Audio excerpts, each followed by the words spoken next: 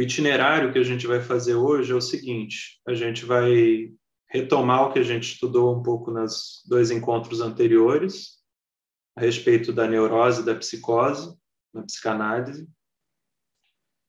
E, em seguida, vamos falar um pouco da perversão na psicanálise.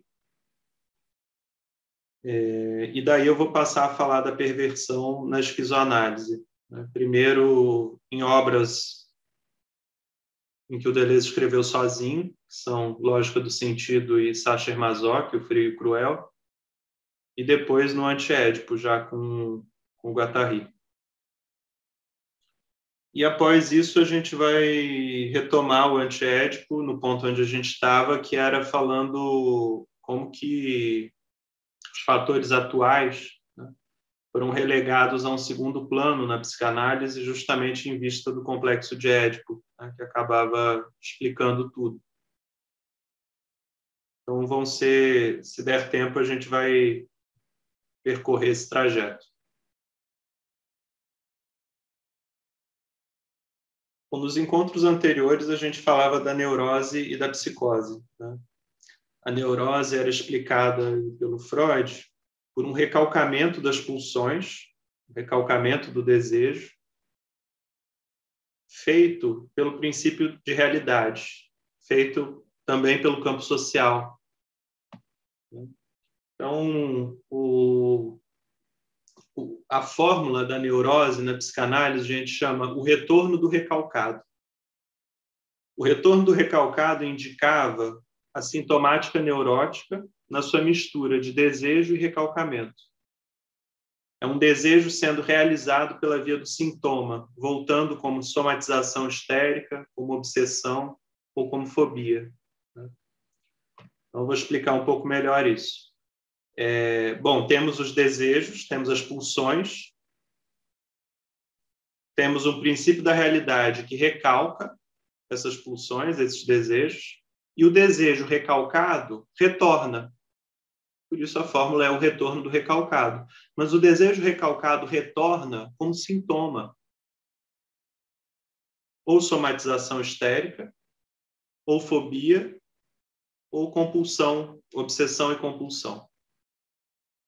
Então, essas são as 3 neuroses aí cartografadas pela psicanálise, né? Neurose fóbica, neurose obsessiva compulsiva e neurose histérica.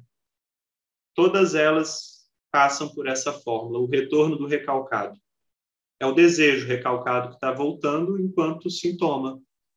Por isso que eu disse que o sintoma é uma mistura de desejo e recalcamento. É o desejo nas condições do recalcamento do meio social.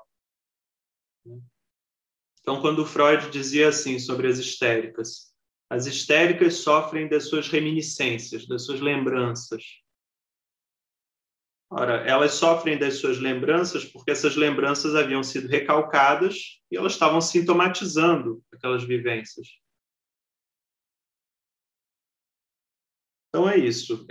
A princípio, a neurose, de modo bem básico, assim, pode ser explicado por essa fórmula do retorno do recalcado, e o que é recalcado são as pulsões em vista de um campo social e de um princípio de realidade. A psicose, por outro lado, era explicada como o recalcamento da realidade pelas pulsões. Então, a psicose era explicada como uma incapacidade de vigorar o princípio da realidade, como se o psicótico ficasse sujeito aí ao que foi chamado um inconsciente a céu aberto, como se ele ficasse sujeito às pulsões. Essa visão da psicanálise de que a psicose corresponderia a esse não recalcamento das pulsões e um recalcamento da realidade, na verdade, pelas pulsões, é uma visão que hoje, tanto na esquizoanálise quanto na própria psicanálise, a gente ultrapassou, porque é como se as pulsões fossem consideradas forças caóticas nesse ponto de vista, né? Como se elas, suplantando o princípio da realidade, fosse a loucura. Então, hoje a gente considera que a psicose não é o inconsciente a céu aberto. Ainda tem um resquício de eu na psicose, ainda tem resquícios de ideal de eu, ainda tem fragmentos ali do campo social. É uma viagem, mas é uma viagem abortada, uma viagem interrompida. Então, o psicótico, de alguma maneira, ele ainda está submetido ao campo social, só que de um modo ainda mais insidioso, de um modo ainda mais grave, digamos assim. Porque, de alguma maneira, ele recebe, digamos assim, a sintomática dele indica uma direção ou delirante, que são os resquícios de realidade voltando, que sobrou de realidade voltando, ou na direção de uma catatonia, de um desinvestimento do mundo, de uma paralisia, de uma petrificação. Mas, em todo caso, na psicanálise, a psicose e a neurose eram explicadas de modo uma como contrária da outra, né? Na neurose, o recalcado é a pulsão, em nome da realidade, e na psicose, o recalcado seria a realidade em nome da pulsão. Eu disse que não é bem assim, porque essa visão da pulsão é uma visão ainda caótica, né? Uma visão da pulsão como pulsão de morte, talvez. Pode-se dizer, João, que estaria assim o sujeito em conflito, então, né? Na psicose, ele estaria em conflito, daí por isso essa catatonia ou até o delírio. Uhum. Digamos que na psicose o conflito é tão grave, tão violento, que uma pessoa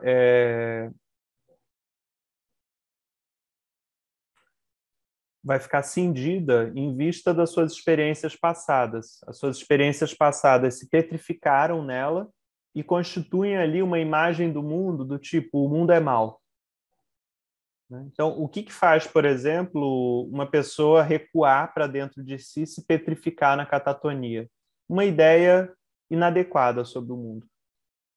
Uma ideia de que o mundo é mau. Né? Tem alguns exemplos de catatonia na literatura, por exemplo. Tem um personagem do Elias Canetti, que é o Quien, do Auto de Fé, em que um homem é tão maltratado pela esposa, a esposa é tão malévola, tão demoníaca, que ele começa por se cegar, ou seja, fechar os olhos de propósito e não querer abrir, até se paralisar por completo. Um outro que eu dei o exemplo na semana passada é o Bartleby, do Herman Melville, né? Que também recua para dentro de si numa petrificação e vai até morrer de fome. O George Agamben e o Deleuze chegam a fazer leituras afirmativas do Bartleby, mas me parece que são afirmativas no sentido assim, mesmo a catatonia ainda é uma defesa.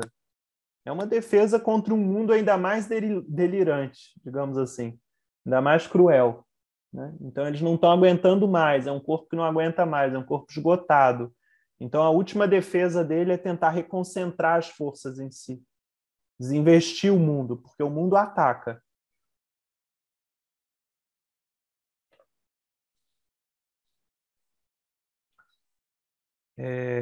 Então, me parece que esse recuo catatônico tem em vista ideais inadequados aí, né? Ideais de um mundo impossível, né, de se viver, uma espécie de desistência.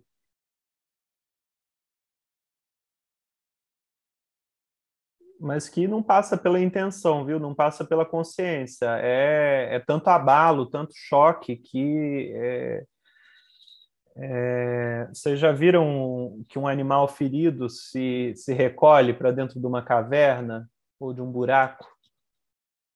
Catatônico é algo dessa ordem, né? Ele está tão ferido que ele se recolhe para dentro do próprio buraco, para dentro de si, para dentro da caverna.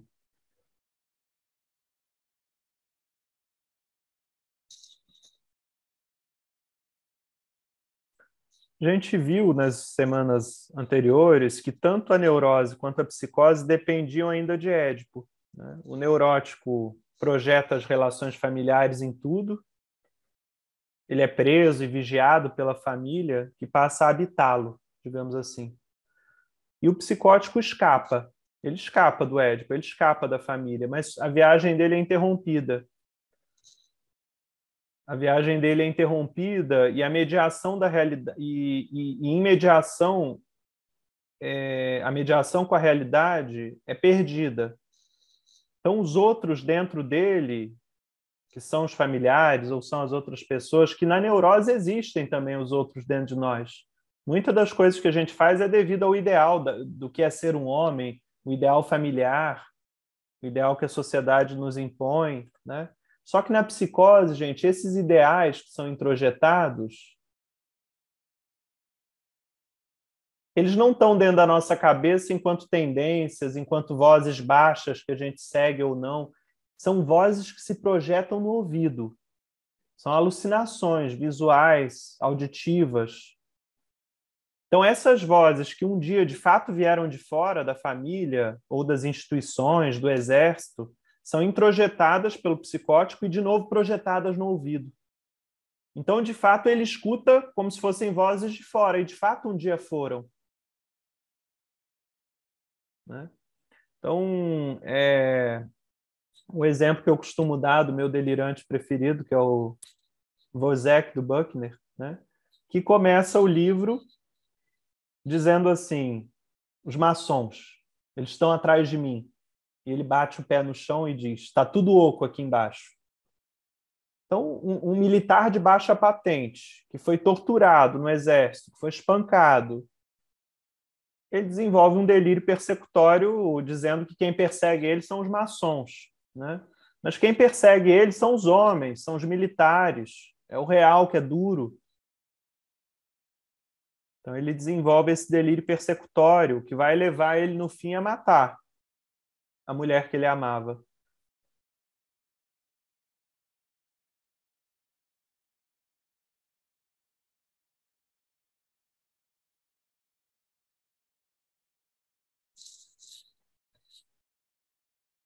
Então, eu dizia, né, os outros dentro do psicótico aparecem como vozes bem reais nos delírios. E o limite da psicose é a catatonia. Né? A catatonia é chamado pela psicopatologia de sintoma negativo. É a parte mais grave da psicose. Enquanto os delírios são chamados na psicopatologia de sintomas positivos. Porque os delírios, gente, são uma tentativa de cura. É uma colcha de retalhos o delírio. Pensem, por exemplo, o delírio daquele artista brasileiro que constrói um manto. Alguém lembra o nome? Bispo do Rosário. Bispo do Rosário, é. O Bispo do Rosário reconstrói o mundo inteiro, desde o ponto de vista delirante dele. Né? O manto do Bispo do Rosário é um delírio histórico mundial, é a história do mundo recontada, desde o ponto de vista dele, que parece que rodou o mundo num barco, né, antes de enlouquecer. Então, os delírios do Bispo do Rosário são tentativas de cura, são tentativas de retomar o contato com a realidade.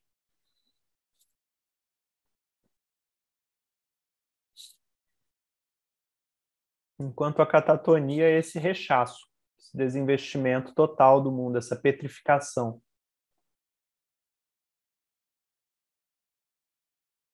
Então, é assim que o Deleuze e o Guattari apresentam para nós a neurose e a psicose partindo da psicanálise. Né? Tem essa divisão freudiana básica entre neurose e psicose, e eles dizem assim, só que essa diferença que a psicanálise coloca não é de natureza, é de grau. Por que não é de natureza? Porque há também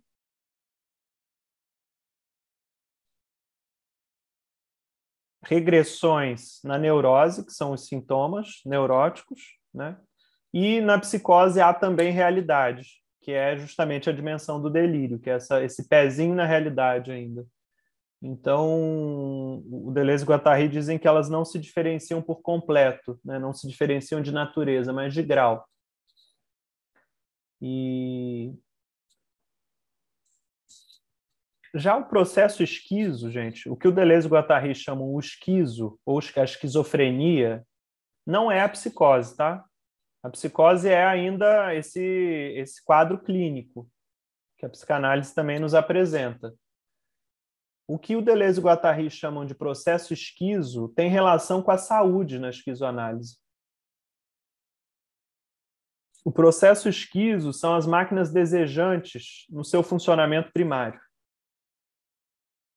As máquinas desejantes, ou, para a gente falar nos termos da psicanálise, as pulsões no seu funcionamento primário. Mas ao modo de um exercício, ao modo de um construtivismo. Esse personagem conceitual do esquizo, que aparece no Antiédipo, vai ser recolocado, vai ser transformado no Mil Platôs no feiticeiro. O feiticeiro e o esquizo são a mesma pessoa, estão no mesmo lugar, estão no lugar desse processo primário, desse exercício dos fluxos cósmicos. Então, o esquizo ou o feiticeiro no Mil Platôs, eles são a medida da saúde na esquizoanálise. Assim como a pulsão é a medida da saúde na psicanálise, o exercício da pulsão.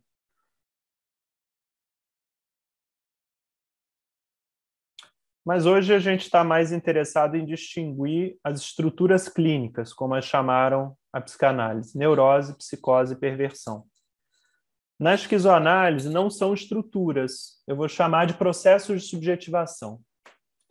Não são estruturas porque não é algo estruturado definitivamente para sempre, não são fronteiras cerradas. Nós podemos participar de 2 ou 3 processos de subjetivação ao mesmo tempo. Eles podem oscilar em nós. Podemos viver ao mesmo tempo como neuróticos e perversos. É uma questão de predominância. O que predomina? Então, na esquizoanálise tem também essa diferença com relação à psicanálise. Na psicanálise são chamadas de estruturas clínicas, na esquizoanálise são territorialidades ou processos de subjetivação.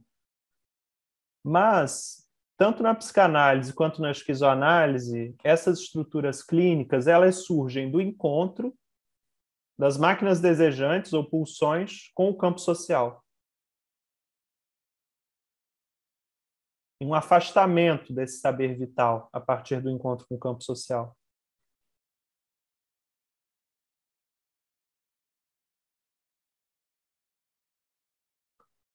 Já o processo esquizo, ainda continuando um pouco nisso, é o contato, a vivência com o real em estado de fluxo.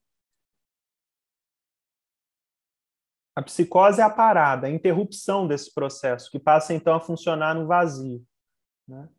Mas a esquizofrenia é outra coisa. Nisso, a esquizoanálise também coloca uma diferença com relação à psicanálise. Na psicanálise, a esquizofrenia era um tipo de psicose. Agora, na esquizoanálise, a psicose continua sendo um dos processos de subjetivação, mas a esquizofrenia é a própria produção desejante, é a própria vida em estado de fluxo, no limite do campo social. Isso que é a esquizofrenia. Fluxo e corte de fluxo.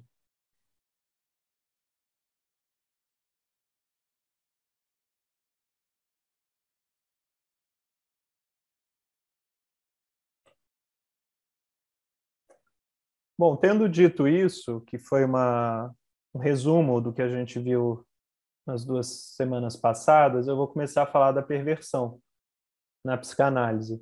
Mas alguém tem alguma questão antes? Eu tenho, João.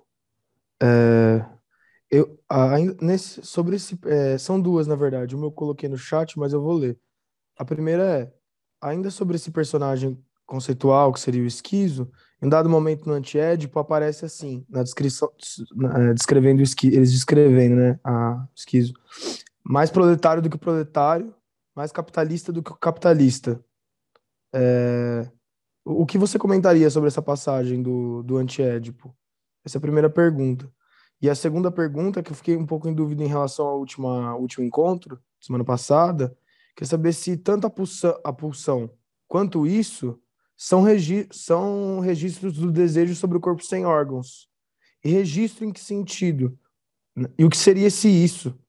Então, acho que eu talvez tenha dificuldade por não ter vindo da psicologia, não sei. Mas, enfim, é isso. Valeu, João. Bom, o isso, ou id, na psicanálise, são as pulsões. Na esquizoanálise, isso é chamado de máquinas desejantes. As máquinas desejantes se relacionam ao corpo sem órgãos. Digamos que o corpo sem órgãos é a força incorporal que registra as máquinas desejantes, que registra os nossos encontros. Se as máquinas desejantes são fluxo e corte de fluxo, o corpo sem órgãos é a superfície que vai registrar a passagem desses fluxos. Nessa passagem ao registro dos fluxos, qual é o risco? De se assentar um ideal sobre o corpo sem órgãos. De se assentar um ideal, por exemplo, do tipo, o que é ser um homem? Né? Digamos que nós, enquanto seres, segundo a psicanálise, polimórficos, todo o nosso corpo é potencialmente erógeno. Né? Isso tem relação com as máquinas desejantes. Fluxo e corte de fluxo. Podemos nos excitar com um calor, com um cheiro, com órgãos sexuais masculinos ou femininos. Mas quando você começa a registrar certas experiências sobre o corpo sem órgãos, e essas experiências se dão em relação com um mundo moralista, com uma realidade moralista, vai se assentar um ideal sobre o corpo sem órgãos que vai dizer isso pode, isso não pode. Isso é sujo, isso é feio, isso é errado. Né? Então, os ideais que se assentam sobre o corpo sem órgãos, eles têm prescrições, aquilo que é prescrito, que é estimulado, e interditos, e aquilo que é proibido. Então, a nossa relação com o corpo, com o desejo, vai ficando cada vez mais limitada, porque se assenta um ideal sobre a superfície de registro, que é o corpo sem órgãos. E aí,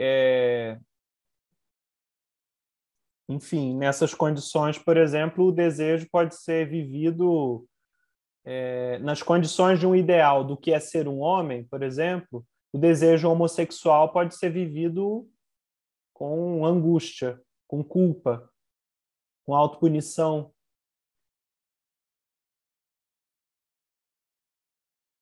Eu trabalhei aqui em algum momento um conto do Lawrence que é chamado de Oficial Prussiano, né? E nesse conto apareciam dois homens que, enfim, que eram subjetivados por um ideal de homem militar, né? E um deles, que é o oficial, para ele era tão impossível poder sentir desejo por outro homem que ele rechaça de tal modo esse desejo que o desejo vira ódio. E ele começa a maltratar o subordinado dele, torturar esse subordinado. Mas, no fundo, ele sentia desejo.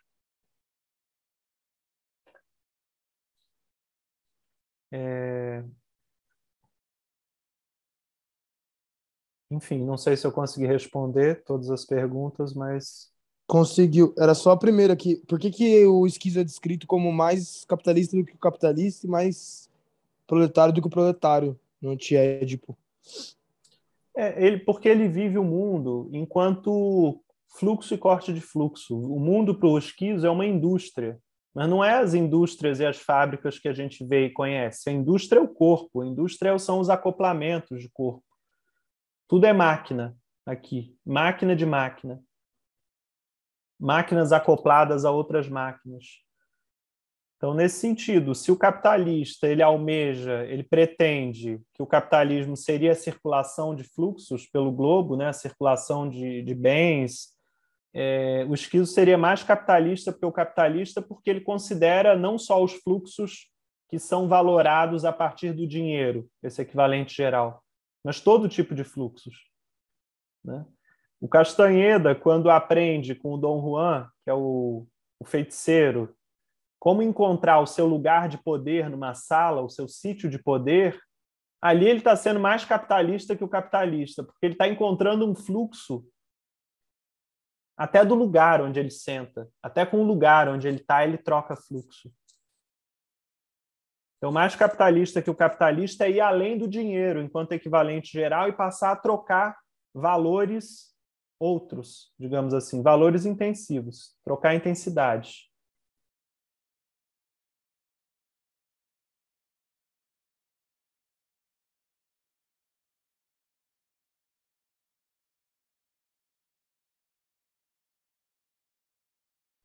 Obrigado, João. Muito interessante.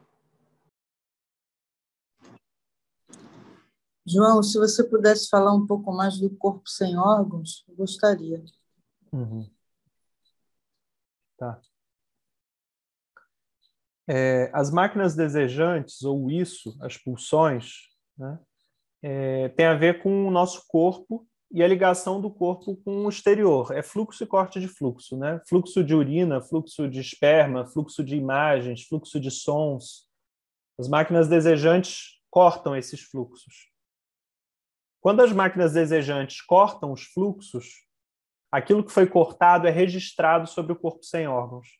Então, o corpo sem órgãos, no antiédipo, aparece como uma superfície de registro incorporal que vai condensando todas as experiências que a gente viveu, que vai registrando todas essas experiências. O risco aí está em que o corpo sem órgãos acaba sendo colonizado por ideais que se assentam em cima dele. Porque parte das nossas experiências são vividas em relação com uma repressão social. Uma repressão social que vem da família, que vem do Estado, que vem das instituições, que vem do exército, da igreja. Então, essas vivências intensas que vão sendo registradas, elas vão sendo organizadas de um determinado modo a partir de um ideal que foi introjetado em nós. Então, por mais que a gente tenha vivido, por exemplo, com prazer, no caso que eu estava dando de exemplo, foi vivido com prazer uma experiência homossexual. Só que como há um ideal assentado sobre o corpo sem órgãos do que é ser um homem, e não pode haver experiências homossexuais nesse ideal, isso que em algum momento foi experimentado com prazer vai passar a ser uma vergonha, vai passar a ser vivido com angústia, vai passar a ser vivido com autopunição, em alguns casos até chegar ao suicídio, né? Se voltar contra si. Por causa de um ideal inadequado, que se instaurou, que se assentou, que colonizou ali o corpo sem órgãos. Então, o corpo sem órgãos é a superfície de registro, né? Ele tem a ver com a segunda síntese do inconsciente, em que com a memória, né? Agora, já no Mil Platôs, o corpo sem órgãos vai aparecer como uma vida inorgânica que está em constante construção, que é um exercício, que é uma prática. Então, tem uma leve diferença entre o corpo sem órgãos no antiédipo e o corpo sem órgãos no Mil Platôs. Ele vai se tornando cada vez mais a vida inorgânica em nós, a vida incorporal em nós que decide, que avalia, que discerne. No Mil Platôs vão aparecer vários tipos de corpos, né? O corpo catatônico, o corpo drogado, corpo masoquista. Esses são modos de preencher um corpo sem órgãos. O Deleuze e o Guattari dizem, talvez não sejam os melhores modos, talvez não sejam as melhores intensidades, mas é algo que se passa com o corpo sem órgãos. Por exemplo, o corpo sem órgãos pode passar a depender da droga, como uma espécie de objeto miraculante. Tudo passa pela droga. A droga é uma coisa milagrosa. Já não se come sem ela, já não se acorda, já não se dorme. Bom, se está preenchendo o corpo sem órgãos com fluxo, se é o melhor fluxo, já é outra questão, né? Mas é um modo de exercer, de criar um corpo sem órgãos, um corpo drogado. Há o corpo hipocondríaco, o corpo que se preenche de fluxos de atenção, de fluxos de coceira, de fluxos de adoecimentos, né? Há o corpo masoquista, que se preenche de ondas doloríferas, né? É isso que o excita, é isso que o intensifica. É a humilhação, é a dor, é a amarração.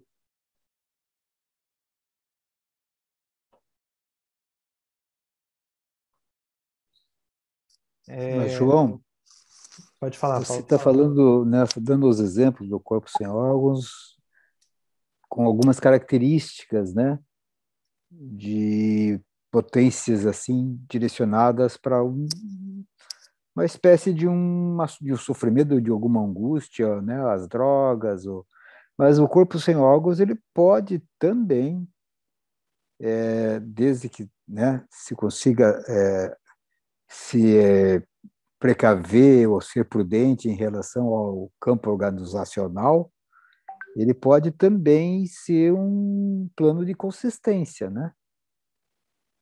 Se você tiver uma ética ali, exercendo uma ética, né, tendo uma abertura para essas relações não egóicas, né? Um outramento, talvez.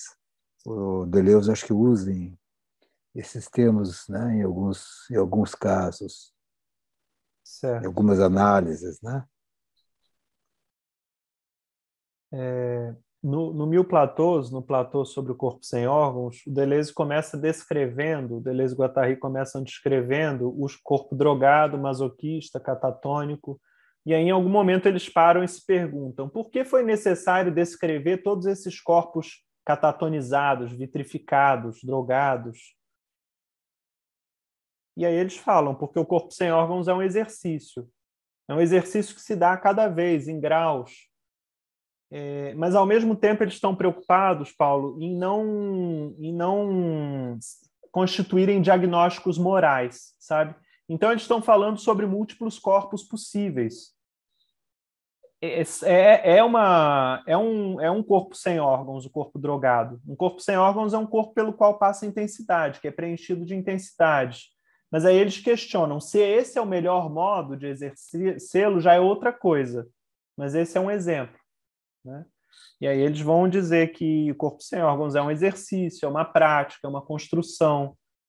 E o que eu poderia dizer em cima disso é o seguinte: a gente tem que tomar cuidado em não confundir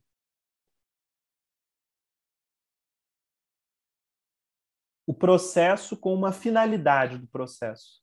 A droga, por exemplo, quando passamos a ficar viciados numa droga, nós confundimos o processo com uma finalidade. O processo é uma multiplicidade, são acontecimentos variáveis. Quando a gente passa só a usar uma droga, é como se o processo se dirigisse a um fim, a droga, a dose, sempre naquele mesmo horário, naquelas mesmas condições, né? Então, eu acho que deve haver um cuidado aí justamente em não confundir o processo com uma finalidade, com um fim, com um objeto miraculante, né? É necessário, sim, fazermos passar fluxos, mas manter o corpo aberto a outros fluxos. Não ser capturado por um objeto.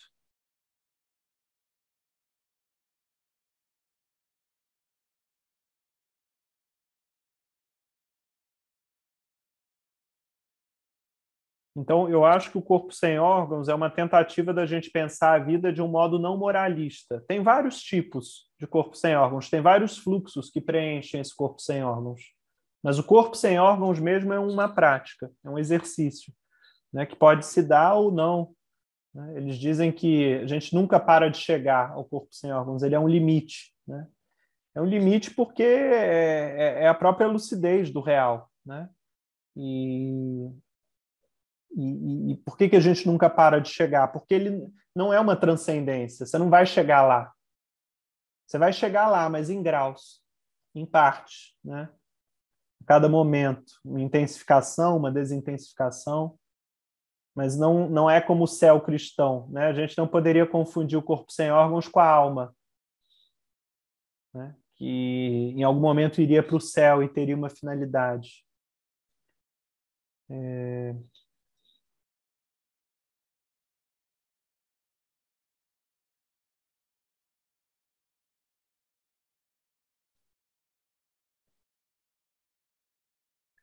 Mas então, só pensando para frente um pouco, posso pensar no corpo sem órgãos num aumento de potência, capacidade de agir, que sai de uma restrição, né, àquilo que é uma imposição social, cultural, uma definição, uma delimitação né, de possibilidades.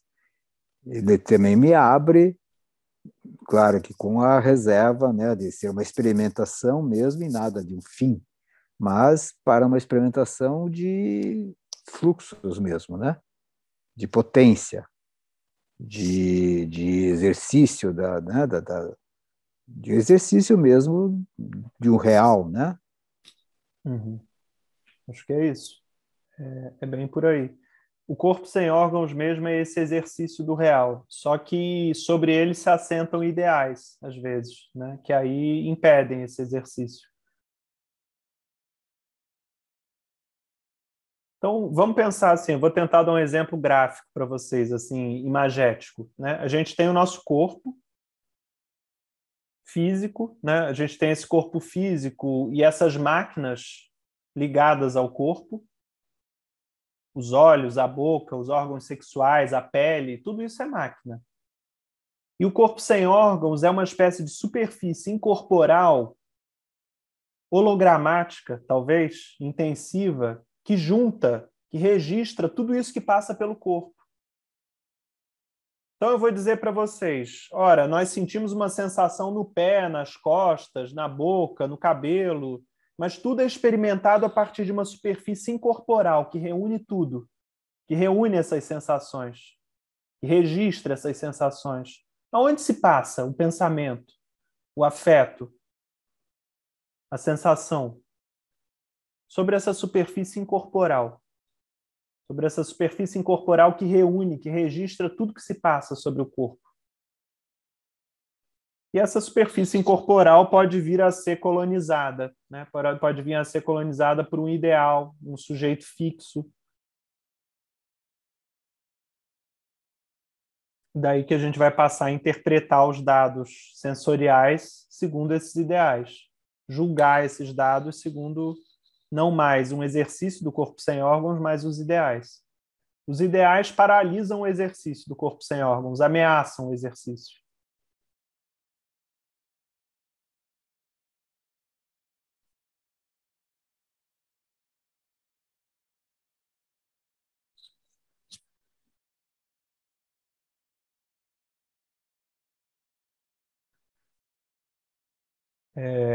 Agora eu vou passar a falar um pouco sobre a perversão na psicanálise, para depois a gente passar à esquizoanálise. Se vocês tiverem dúvidas, gente, com conceitos da psicanálise ou da esquizoanálise, podem perguntar. Eu entendo que pode ser difícil ficar oscilando de uma para outra, né? Porque é um aparato conceitual diferente. Eu só queria que vocês identificassem o seguinte: as máquinas desejantes na esquizoanálise é o equivalente do isso, ou das pulsões na psicanálise. O corpo sem órgãos na esquizoanálise também tem relação com a pulsão da psicanálise, né? Os ideais, tanto na psicanálise quanto na esquizoanálise, é aquilo que impede um exercício vital.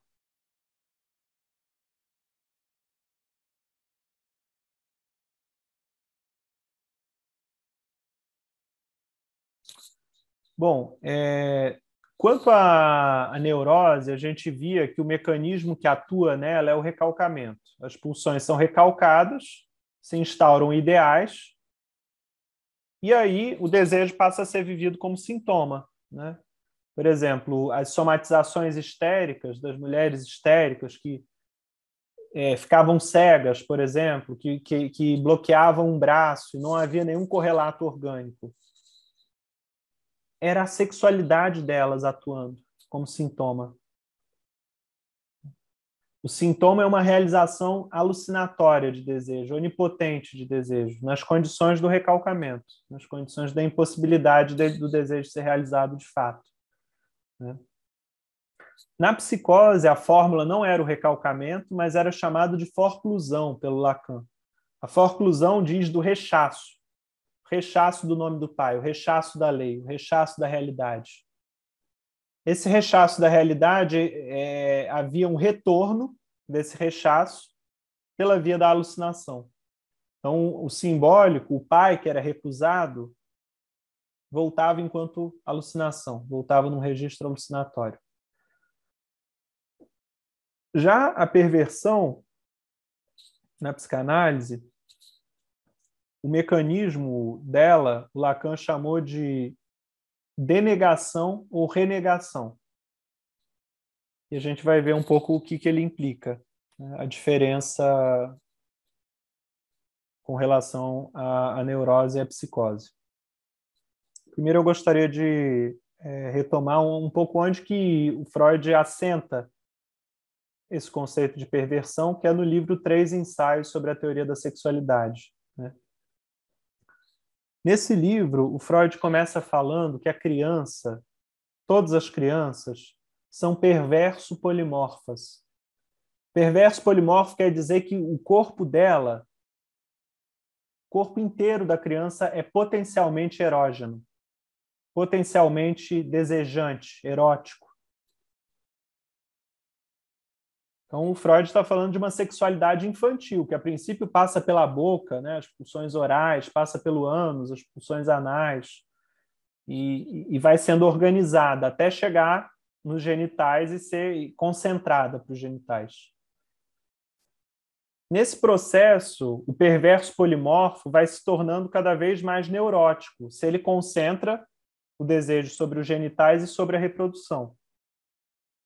Se o perverso polimorfo não é domesticado pela sociedade, se ele continua obtendo prazer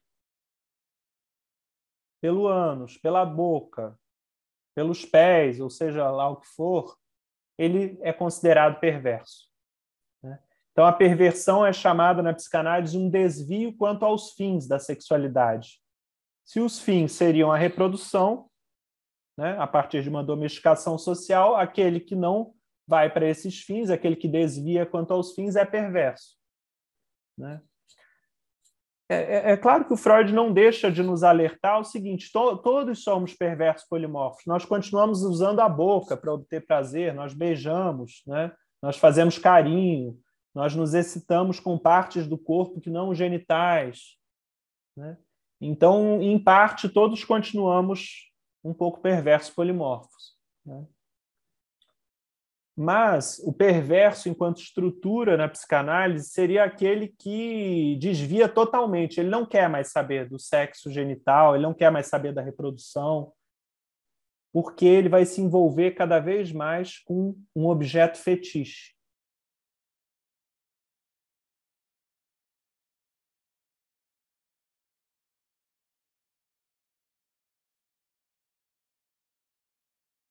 Então, as características principais da perversão vão ser o fetiche, a cisão psíquica e a denegação. A denegação, gente, diz respeito a uma relação com a lei, tá? Em relação com a lei e com o campo social. O neurótico, ele recalcava as pulsões em vista do campo social. O psicótico, ele recusava, ele rechaçava a lei do pai. E essa lei voltava para ele alucinatoriamente. O perverso, a operação da denegação, tem mais ou menos a seguinte fórmula: eu sei que é proibido, mas ainda assim eu faço. Eu sei que existe a lei, mas eu não me importo. Então, um aceita a lei, é reprimido por ela, neurótico, um rechaça a lei e a lei retorna de forma alucinatória, psicótico, e um mente, cria uma duplicidade, cria uma máscara, cria uma cisão psíquica em si. Por que uma cisão psíquica? Porque ele, por exemplo, numa relação amorosa, ele continua sendo uma pessoa aparentemente neurótica, só que ele se cinge. Então ele cria um eu dissimulado. O eu perverso dissimulado, que mente, que tem duas caras, que coloca uma máscara para o outro, e que realiza seus desejos compulsivamente voltado para um fetiche. O que é o fetiche? O fetiche é o objeto que vai absorver e condensar todo o desejo de alguém. Fetiche pode ser um objeto, os pés, o pescoço, a boca, o pênis, o ânus. O fetiche podem ser cenas. Tem uma personagem da Anaïs Nin, um personagem homem que só se interessava por transar com as mulheres que tivessem curvadas de uma determinada modo sobre o Sena, olhando para o Sena. Então, é uma cena. É uma cena que tem relação com o Sena, né? É uma cena, é uma posição que ele exige para ter prazer, né? Que ele necessita para ter prazer. E objeto, uma cena, uma fantasia. Por exemplo, uma fantasia, né, que tem relação também com uma certa cena. A fantasia masoquista, né, que a gente vai falar um pouco hoje. O masoquista, ele necessita de uma mulher forte, chamada dominatrix, para obter prazer. Ele desloca o poder simbólico do homem para a mulher. E no masoque, por exemplo, o qual deu o nome, né, a essa perversão, o fetiche dele envolve uma mulher que use um casaco de peles, que use uma bota, né? Sempre na periferia do corpo da mulher. Esses fetiches são zonas de intensidade. Hoje em dia, nessa cena BDSM, né, há um fetiche pelo couro.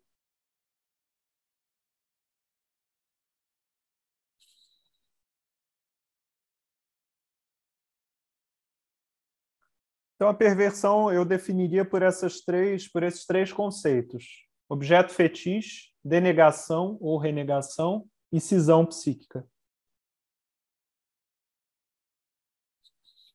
O perverso é o duas caras, é o mentiroso, é o traidor.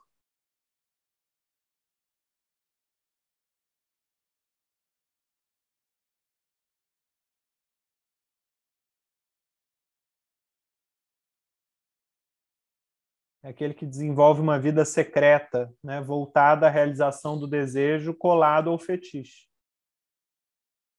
O fetiche é o objeto miraculante do perverso. Para o fetiche, tudo vai e tudo volta. Toda a excitação passa por ali. Talvez, se não houver o fetiche, ele não vai se excitar.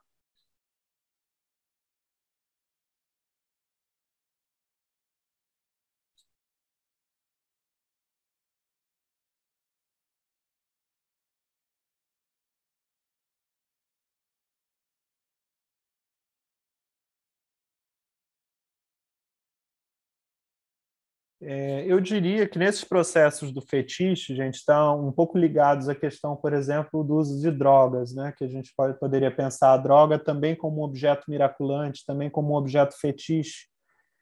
E o que acontece ali é que se perde a condição de escolha para o objeto. Você não consegue mais fazer um pacto, fazer um combinado, ter consideração por alguém, dar a sua palavra. Porque o fetiche domina as suas fantasias e esse fetiche vai te arrancar do pacto, vai te arrancar do combinado, da palavra dada.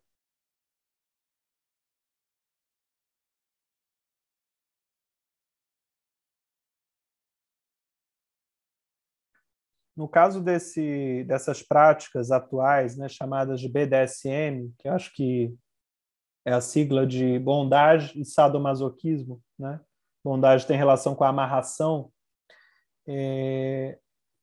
São práticas sexuais que vão se constituindo aí como técnicas, né? Eu acho que já é melhor do que se experimentar isso de modo obscuro, por exemplo, uma sexualidade violenta, num abuso ou algo do tipo, né? Essas pessoas estão tentando dar vazão às fantasias delas, né? Vazão às fantasias numa cena que é criada artificialmente, que tem uma palavra secreta que vai chamar, que vai cortar se estiver doendo muito, né? Se estiver sendo muito violento.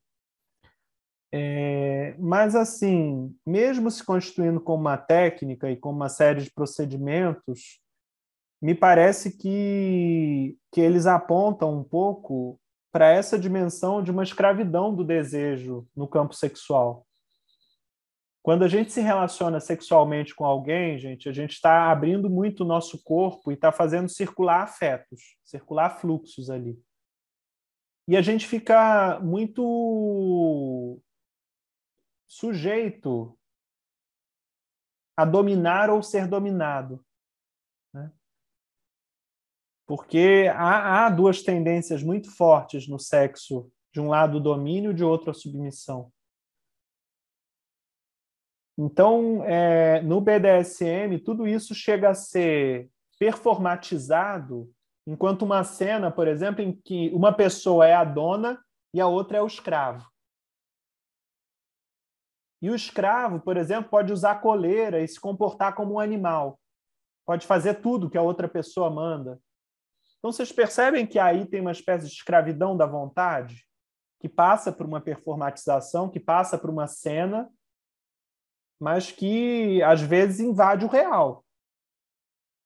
Melhor ainda, às vezes invade a realidade cotidiana, e uma pessoa, de fato, se torna escrava da outra.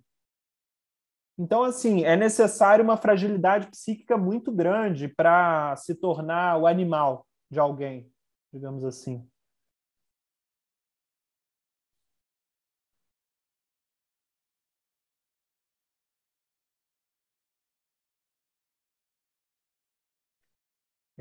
A mesma coisa que a gente vê também nessas histórias desses gurus, né? Por exemplo, Prem Baba, o Osho, o João de Deus, né? Que homens supostamente santos, que por ganharem muito poder, tendo muitos adeptos, eles vão ganhando um poder até mesmo sexual sobre essas pessoas, né? Que vão se tornando ali meio que escravas. Quando esses caras morrem ou é descoberto algumas coisas sobre eles, as pessoas ficam perdidas, ficam desnorteadas, porque eles haviam assumido um completo poder sobre a vida, sobre o corpo delas.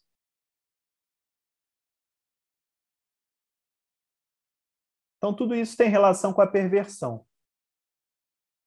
Tudo isso tem relação com uma cisão psíquica, com um fetiche, com um sadismo, um exercício do domínio, do poder sobre o outro, ou com o masoquismo, a submissão ao outro, ao poder do outro.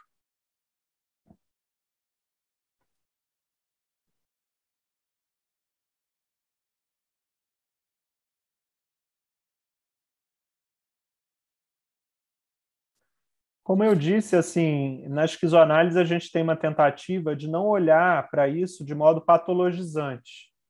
É a constituição de um corpo sem órgãos, né? Quando você se torna, por exemplo, o cavalo da sua dominatrix, você está substituindo forças inatas do humano por forças adquiridas do cavalo. E vai se tornar o cavalo daquela cavaleira, digamos assim, né? Então, é uma experimentação de um devir animal, é a experimentação de um fluxo, de fluxos diferentes dos fluxos habituais. Mas a questão que se coloca é, se esses são os melhores fluxos, se essa é a melhor construção possível, aí já é outra história, né? Mesma coisa para a droga. É um modo de viver, é um modo de construir para si um corpo sem órgãos. Se é a melhor construção possível, aí já é outra questão.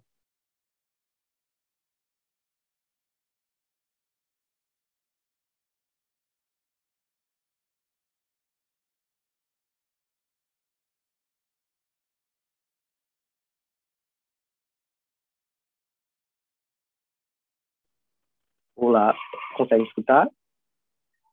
Sim.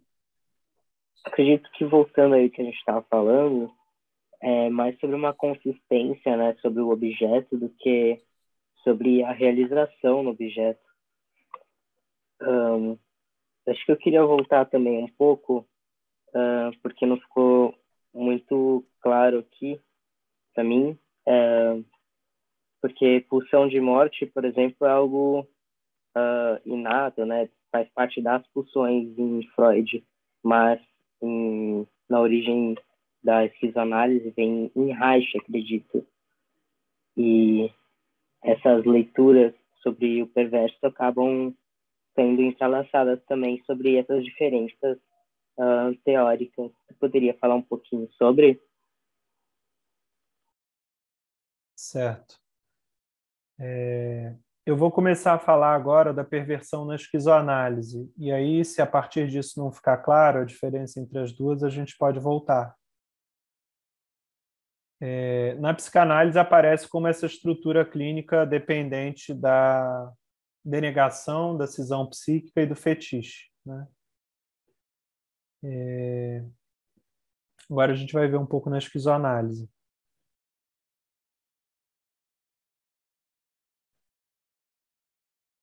Primeiro, o Deleuze, no Lógica do Sentido, começa por fazer do perverso o seu herói, o seu personagem conceitual nesse livro. O personagem conceitual privilegiado, né? Porque se o psicótico é aquele que estaria sujeito às forças do fundo, às forças pulsionais violentas e anárquicas, o perverso seria aquele que é o herói das superfícies. Ele desvia os fins inatos, os fins da reprodução, e poderia ser qualquer coisa, né? Então, ali no Lógica do Sentido, o Deleuze faz um elogio do perverso. O perverso é aquele que poderia constituir diferentes sentidos da realidade, né? O masoquista, por exemplo, que constitui uma realidade em que a mulher detém o poder simbólico, né? O masoquismo seria, nessa leitura deleuziana, uma espécie de revivescência do matriarcado nas condições do patriarcado. Seria uma perversão do casamento, do contrato do casamento. Porque há no masoquismo um contrato. Mas o casamento, que em geral o homem detinha o poder ali no casamento neurótico, no contrato masoquista é o contrário. O contrato de casamento é pervertido porque a mulher passa a deter todo o poder simbólico e o homem se torna o seu escravo. É isso que se passa na Vênus das Peles, do Masoch, né? O Severin, que é o herói do Vênus das Peles, ele se torna o escravo da dominatrix, pervertendo o contrato de casamento. Então, o Deleuze começa por elogiar a perversão e fazer do perverso seu herói, porque o perverso desviaria desse mundo constituído pela neurose, constituído pelas leis sociais, e constituiria um mundo à parte disso. Investiria em outras partes do corpo, em outros modos de obter prazer.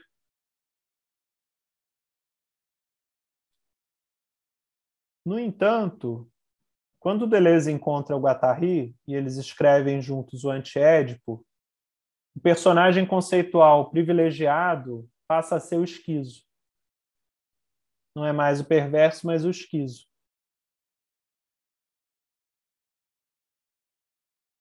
E agora eu vou explicar um pouco por quê. Assim,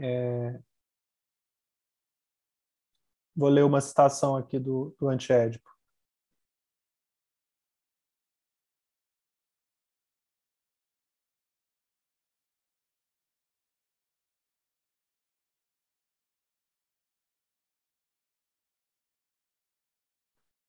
Eles dizem: não é certamente em relação às pulsões que se pode dar definições atuais suficientes do neurótico, do perverso e do psicótico, mas em relação às territorialidades modernas, pois as pulsões são tão somente as próprias máquinas desejantes.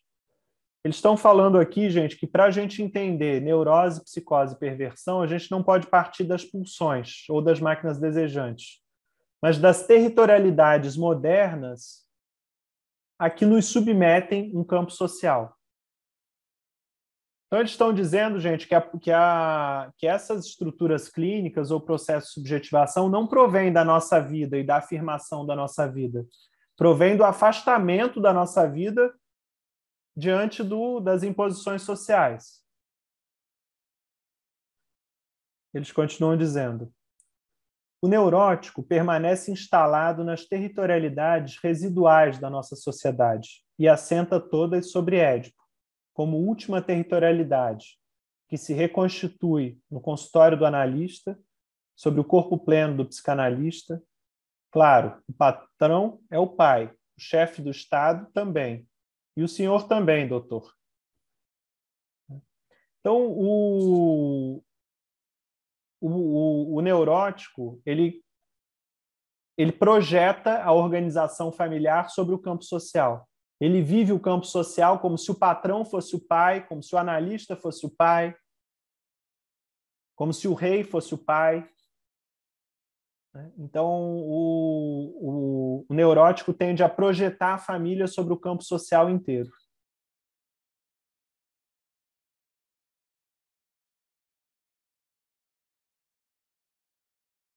E eles continuam. O perverso é aquele que toma o artifício ao pé da letra, já que assim o querem, hão de ter territorialidades infinitamente mais artificiais do que a sociedade nos propõe. Hão de ter novas famílias infinitamente artificiais, sociedades secretas e lunares. Então, eles estão dizendo aqui, e é uma mudança de posição do Deleuze do Lógica do Sentido para o Antiédipo, porque no Lógica do Sentido o Deleuze elogiava o perverso. Aqui eles estão dizendo que o perverso constitui territorialidades mais artificiais e lunares que o neurótico. Por exemplo,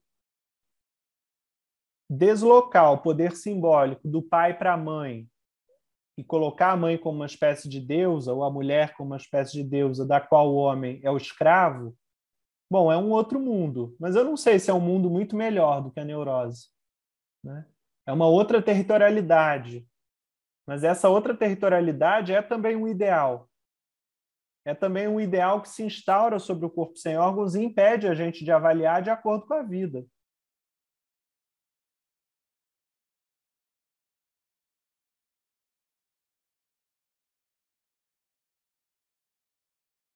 Por exemplo, uma outra perversão, o sadismo, né? O Marquês de Sade define mais ou menos o seguinte, que existiriam duas naturezas. Uma natureza primeira, em que há criação e destruição.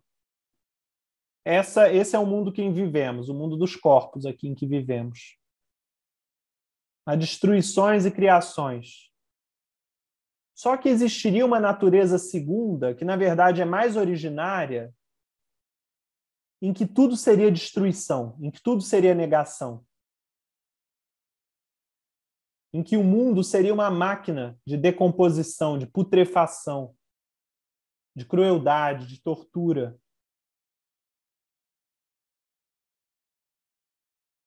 Então, os heróis sádicos, eles vivem tentando chegar nessa natureza segunda. Eles vivem tentando chegar no crime absoluto. E o crime absoluto para o sádico é que fosse possível destruir tudo, mas que nada nascesse, que nada fosse criado. Então, é assim que o Sade descreve o ideal sádico do mundo. O mundo é dor, é destruição, é sofrimento. E os heróis sádicos têm que acelerar esse sofrimento, acelerar essa destruição. Então, vocês percebem que isso é uma territorialidade perversa, é um ideal perverso sobre o mundo. Mas será que essa é a melhor maneira de se viver? Será que isso é um exercício do desejo? Ou uma cooptação do desejo por um ideal?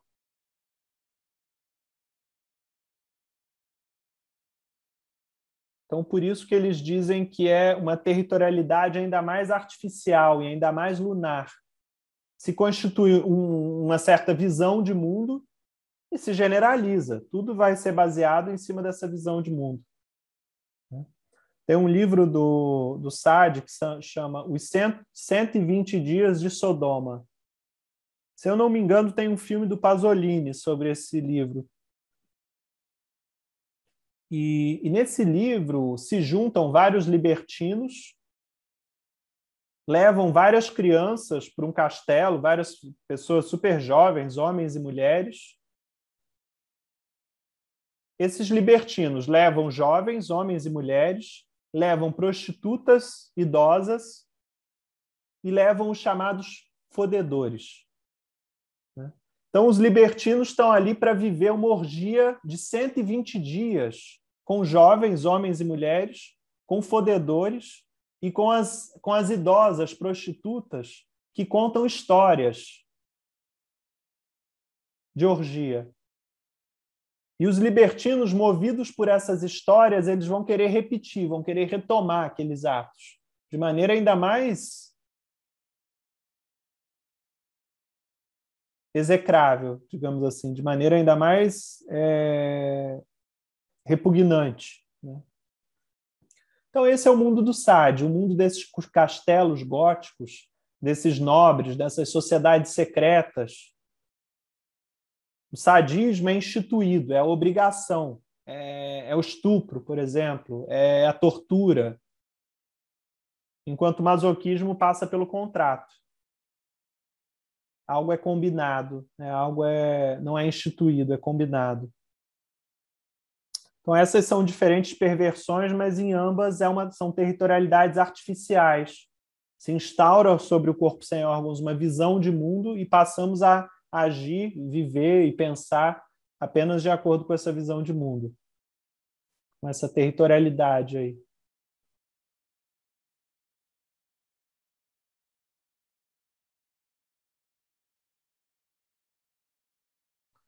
Bom, eu continuo aqui no Deleuze e Guattari, que dizem: quanto ao esquizo, com seu passo vacilante, que não para de migrar, de errar, de escorregar, embrenha-se cada vez mais longe na desterritorialização sobre o seu próprio corpo sem órgãos, até o infinito da decomposição dos sócios, e talvez o passeio esquizo seja o seu modo particular de reencontrar a terra. Então, ele está falando aqui do esquizo enquanto processo dessas máquinas desejantes. O processo dessas máquinas desejantes é uma desterritorialização absoluta contra tudo que os sócios impõem, seja neuroticamente ou perversamente. A perversão, gente, chamada pelo Lacan de perversion, a versão do pai, ainda é um ideal que se assenta sobre o corpo sem órgãos, ainda não é o exercício do corpo sem órgãos. Mesmo o masoquismo ainda é um ideal que se instala sobre o corpo sem órgãos. Não é o ideal do pai, mas é o ideal da mãe. É o poder simbólico sobre a mulher.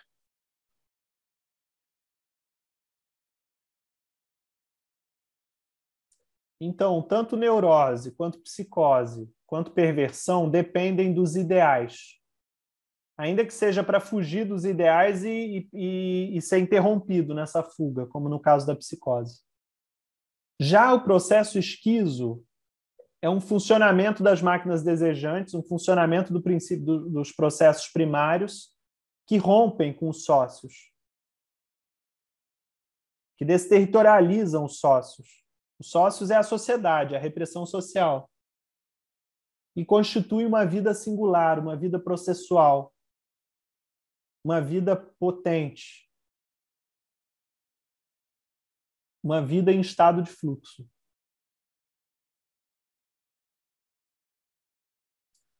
Como eu estou seguindo mais a esquizoanálise, não estou tratando psicose, perversão e neurose como estruturas clínicas, mas como processo de subjetivação, eu posso dizer para vocês, tudo isso nos atravessa.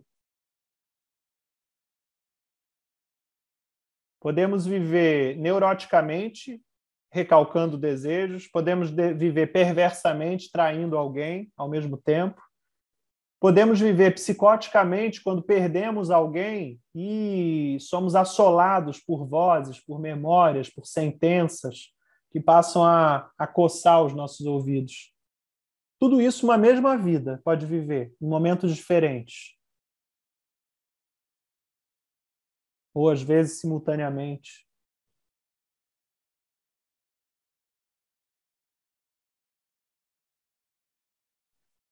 Eu vou dizer para vocês, podemos não chegar a entrar num surto, mas quando após um trauma muito grande, a gente vive um certo estado da vida, à flor da pele, em carne viva, e tudo nos afeta de modo doloroso, seja o vento, seja a chuva, seja a umidade, seja o barulho, seja o calor, seja a noite, nós estamos próximos de um processo psicótico. Porque o processo psicótico é esse que sente as coisas, as palavras, como choques. Ele não consegue dar sentido para as coisas. Então, ele vive os estímulos como choques.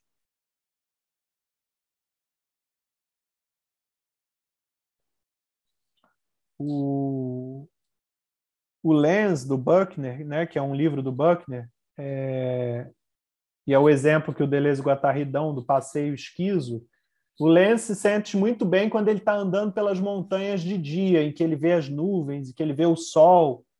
Só que quando começa a chegar a noite, o escuro, ele sente o escuro como uma persecutoriedade, como um inimigo, como algo personificado, como algo palpável que o persegue.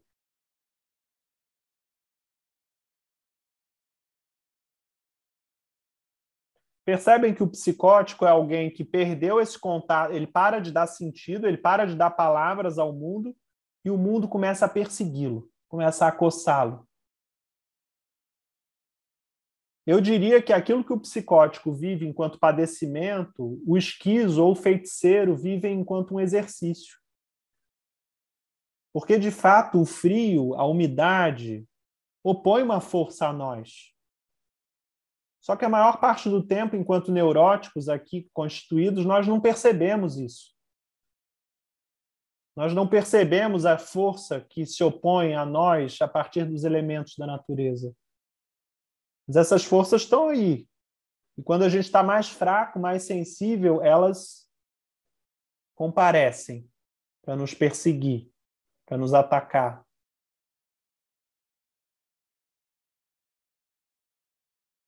Por isso que a gente poderia definir aí a psicose também como um processo de intrusão de forças do fora. Alguma força entrou, você foi atravessado por uma força, você não tem mais a mediação do princípio da realidade, então você vive essa força enquanto uma possessão, você é possuído por ela.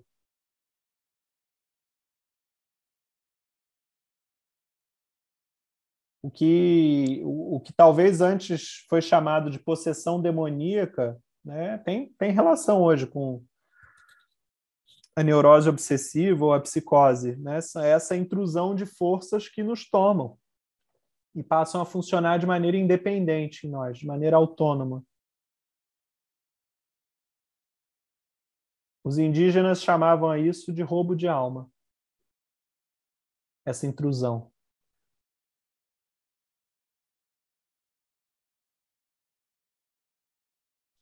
João, o, a figura do esquizo dribla isso que você está narrando agora através da criação de um corpo sem órgãos para si? Dribla, mas sempre ameaçado pelo retorno de processos de subjetivação neuróticos, psicóticos e perversos. No caso que eu contei para vocês do Lenz, que é o livro do Buckner, o Lenz, ele é o esquizo por excelência, ele é o modelo do passeio esquizo do Deleuze-Guattari. Mas na hora que começa a cair a noite, ele desliza do delírio esquizo, desse delírio que surfa nas intensidades, para uma persecutoriedade paranoica. Então é um momento em que o processo dele derrapa, se interrompe, é bloqueado. Então o esquizo é um processo, gente, um processo sempre ameaçado pela neurose, pela psicose e pela perversão. Como um exercício pulsional na psicanálise, né? Também sempre ameaçado.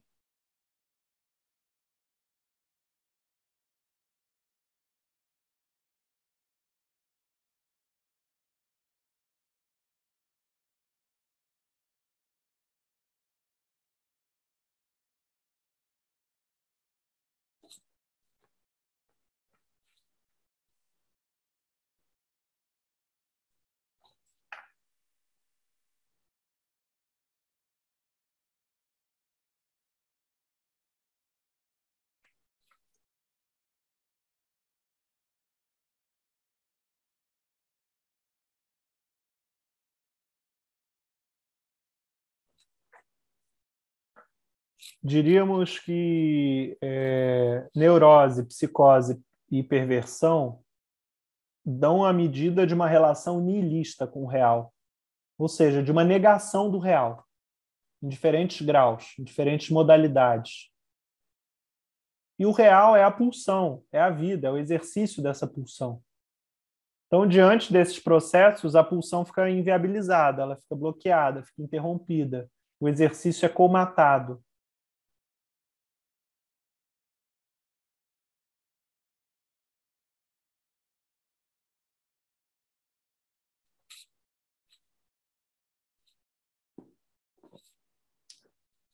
Bom, agora a gente vai voltar para o livro Anti-Édipo e vai voltar ao tema dos fatores atuais, né? Produtores de transtornos. Porque na psicanálise surgiu em determinado momento a ideia dos fatores atuais.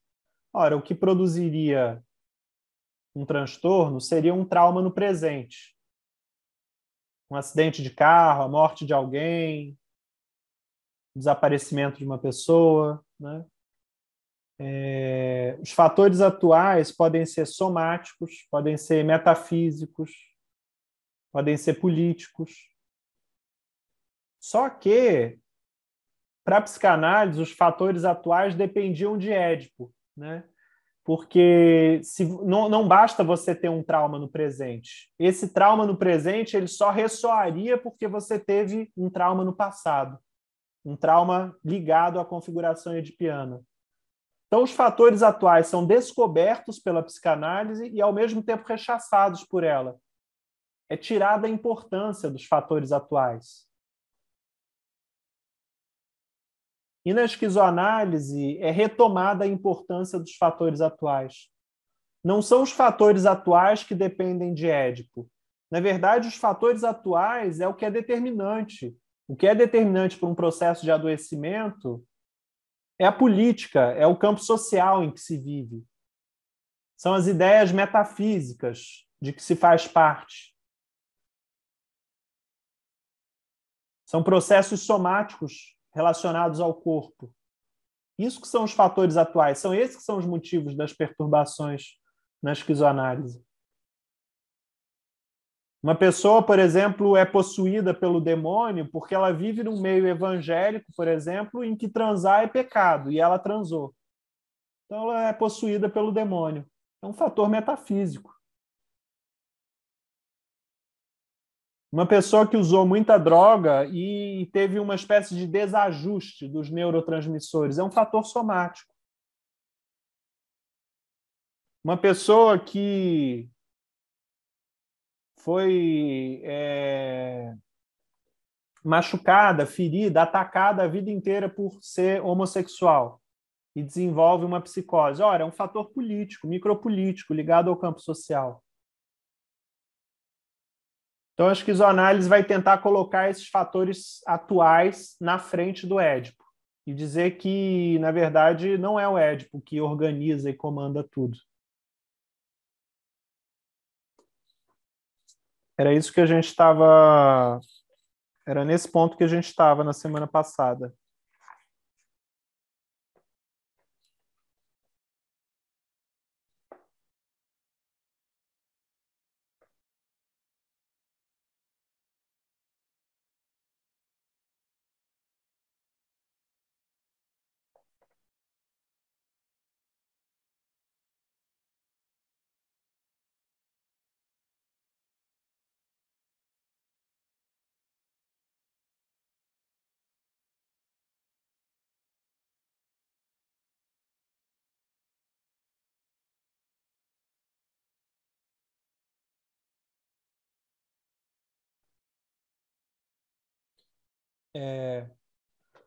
O ponto onde a gente parou na semana passada, o Deleuze e o Guattari estão citando um psicanalista, que é o Jean Laplanche, e estão criticando ele. Vejam o que o Jean Laplanche diz. Será que encontraríamos exemplos que ilustrem o esquema das neuroses atuais entre os presos, os concentracionários ou os operários estafados pelo trabalho? Eles talvez não sejam numerosos. Nossa tendência sistemática é a de não aceitar sem inventário as evidentes iniquidades da realidade, sem tentar desvendar em que a desordem do mundo advém da desordem subjetiva, mesmo se esta, com o tempo, se escreve em estruturas mais ou menos irreversíveis. Então, o Laplanche está questionando aqui se entre os presos, os operários, as neuroses seriam neuroses atuais, o motivo seriam atuais. E ele diz que talvez eles não sejam muito numerosos, porque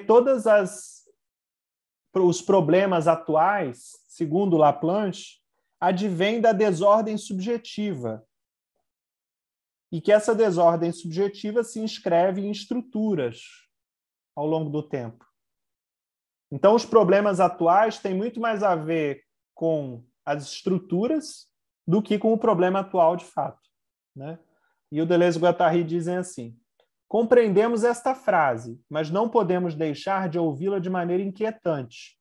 Ela nos impõe a seguinte escolha: ou o fator atual é concebido de maneira totalmente privativa, exterior, o que é impossível, ou ele é mergulhado num conflito qualitativo, interno, necessariamente relacionado com Édipo. O Édipo, fonte na qual o psicanalista lava as mãos das iniquidades do mundo, né? Então, eles estão fazendo uma crítica aqui muito contundente ao Jean Laplanche, dizendo assim: ora, se todos os problemas do mundo, no fim das contas, se resumem a Édipo, então o psicanalista está lavando as mãos em relação à política. Eu acho uma crítica muito contundente, porque se tudo é explicado com base no nosso passado e nas relações familiares, se a gente é oprimido no trabalho, o problema não é o trabalho opressor. O problema é o modo como nos relacionamos ao pai opressor e estaríamos projetando e revivendo a relação com o pai opressor na relação com o chefe. É o modo do psicanalista, então, a lavar as mãos das iniquidades do mundo, né? Não se responsabilizar, não entender que mesmo Édipo, mesmo ao modo como a família se constitui, é num campo social anterior a ela. É num campo social que a precede e que, inclusive, a constitui, a condiciona. Então, não é a família que é anterior ao campo social. Na esquizoanálise é o contrário. É o campo social que precede a família. Inclusive, a família, o pai é apenas um delegado da lei. O pai é quem exerce a função repressora que, na verdade, é anterior, é do Estado, é da igreja, é das instituições. Então, a psicanálise parte da família que domina o campo social inteiro. Então, o chefe é o pai, o rei é o pai, o padre é o pai. Enquanto na esquizoanálise é o contrário. É o campo social que, sendo repressor, utiliza a família e o recalcamento para nos reprimir de modo ainda mais insidioso, logo que nascemos. Temos que ser domesticados aí por esses pais que são representantes, então, do campo social. Então, a psicanálise parte da família e vai para o campo social como se esse fosse um duplo da família. E a esquizoanálise parte do campo social e entende que a família é apenas representante da lei, representante dos poderes instituídos.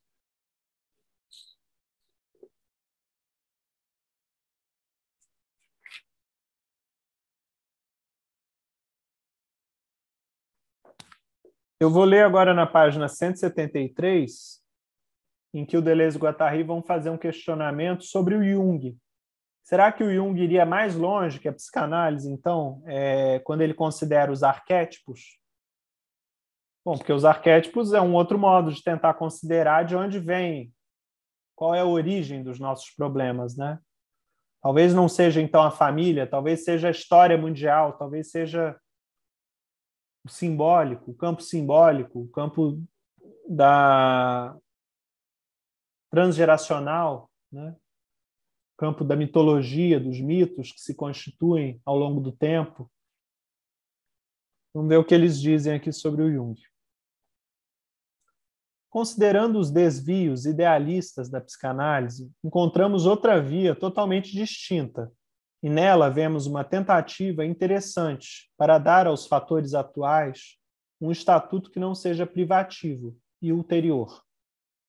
Por exemplo, em Jung, duas preocupações acham-se ligadas num paradoxo aparente.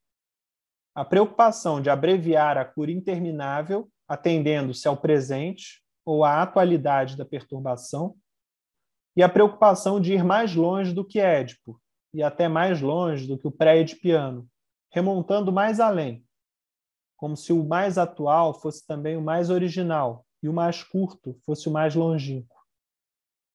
Jung apresenta os arquétipos como fatores atuais que transbordam precisamente as imagens familiares na transferência, e ao mesmo tempo como fatores arcaicos infinitamente mais antigos.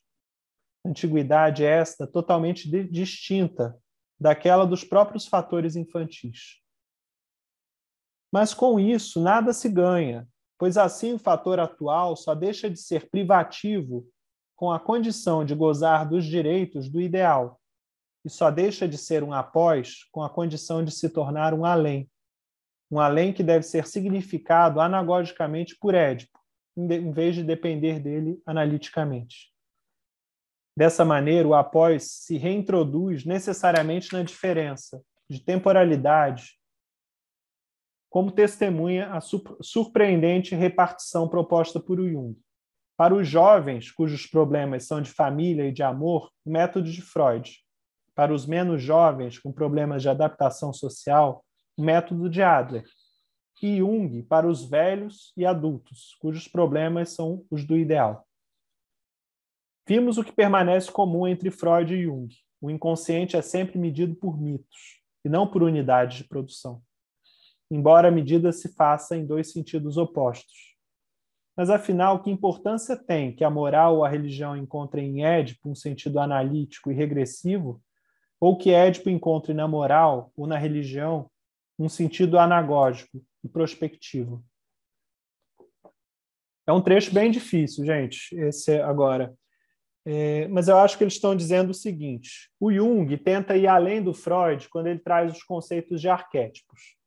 Ele tenta ir além por causa que ele tenta, ao mesmo tempo, abreviar a cura, porque a cura na psicanálise seria interminável, e porque ele tenta remontar as neuroses e as outras perturbações a problemas que seriam ao mesmo tempo atuais, porque os arquétipos são catalisados num contexto atual, e, simultaneamente, infinitamente mais antigos do que Édipo e as relações familiares, porque seriam algo que vai sendo constituído ao longo da história da vida na Terra, da história humana na Terra.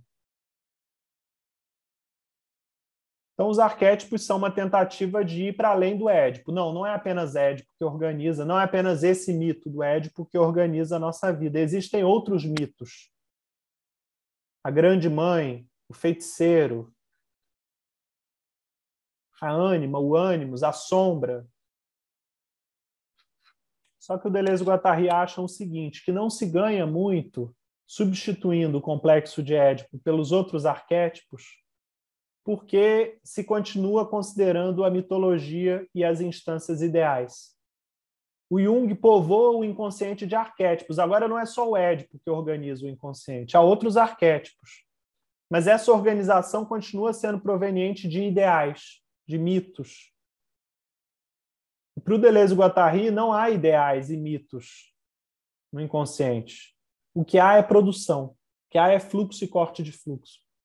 Para o Deleuze-Guattari, esses ideais já é uma captura do inconsciente pelo campo social. Então, tanto a psicanálise com o complexo de Édipo, como o Jung, com todos esses outros arquétipos, ainda são perspectivas idealistas. Ainda são ideais que se assentam sobre o corpo sem órgãos e tentam organizá-lo.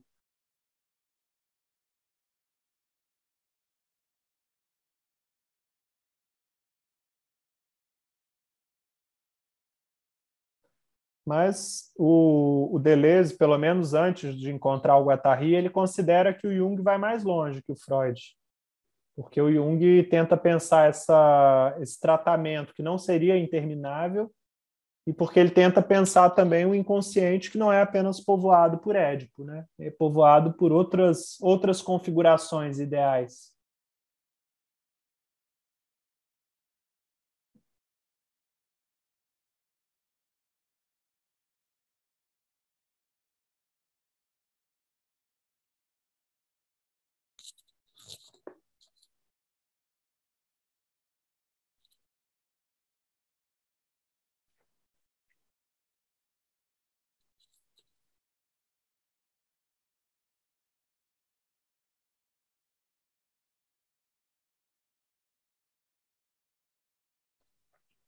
Vou seguir lendo aqui mais um pouco. Quinto paralogismo da psicanálise, o após. Paralogismo, gente, quer dizer falso raciocínio. A gente já estudou os 4 anteriores, né? O primeiro deles era a extrapolação, o segundo era o double bind, ou duplo impasse. Tem que voltar aqui para ver os outros.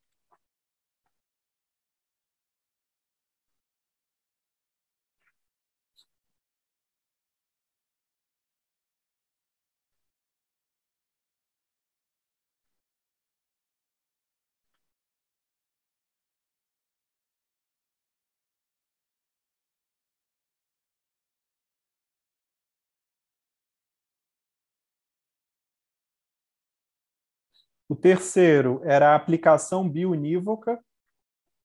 O quarto era o desfiguramento ou deslocamento do recalcado. E agora a gente tem o quinto, que é o após.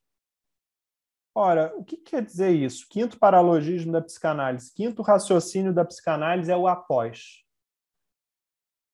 Isso quer dizer o seguinte, gente, o Deleuze e o Guattari estão dizendo que é um paralogismo, que é um falso raciocínio, a gente considerar que os fatores atuais das perturbações sempre vêm após Édipo e dependem de Édipo. Então, a crítica é esse após, não vem após Édipo. Édipo não é originário, Édipo não precede tudo. Então, a crítica dele é que o Édipo não seria originário e que os fatores atuais não viriam após. Os fatores atuais é que são o principal para o Deleuze e Guattari. Política, somática, metafísica. Vou fazer a leitura. Dizemos que a causa da perturbação, seja da neurose ou da psicose, está sempre na produção desejante, na sua relação com a produção social, na sua diferença ou conflito de regime em relação a esta, e nos modos de investimento que ela opera nesta. Enquanto presa a esta relação, a este conflito e a estas modalidades, a produção desejante é o fator atual. Então, eles estão dizendo o seguinte, que a causa das perturbações diz respeito à relação entre produção desejante e produção social. Neurose, psicose e perversão se dão no choque entre os desejos singulares, entre a produção desejante e o campo social que vem reprimir. Então, nesse sentido, Deleuze e Guattari dizem que o fator atual é a produção desejante. É o modo como a produção desejante está sendo reprimida, deslocada, desfigurada, que constitui o fator atual. Eles continuam. Assim sendo, este fator não é nem privativo, nem ulterior. Constitutivo da vida plena do desejo, ele é contemporâneo da mais tenra infância, acompanhando-a passo a passo. Ele não sobrevém depois de Édipo, não supõe nada uma organização edipiana ou uma pré-organização edipiana. Ao contrário, quem depende dele é Édipo, seja este tomado como estímulo de valor qualquer, simples indutor, através do qual se faz desde a infância a organização anedipiana da produção desejante, seja como efeito do recalcamento-repressão, que a reprodução social impõe a produção desejante através da família.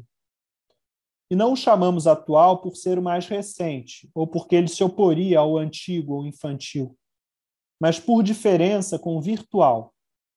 E virtual é o complexo de Édipo, seja porque deve ser atualizado numa formação neurótica como efeito derivado do fator atual, seja por ser desmembrado e dissolvido numa formação psicótica, como efeito direto desse mesmo fator.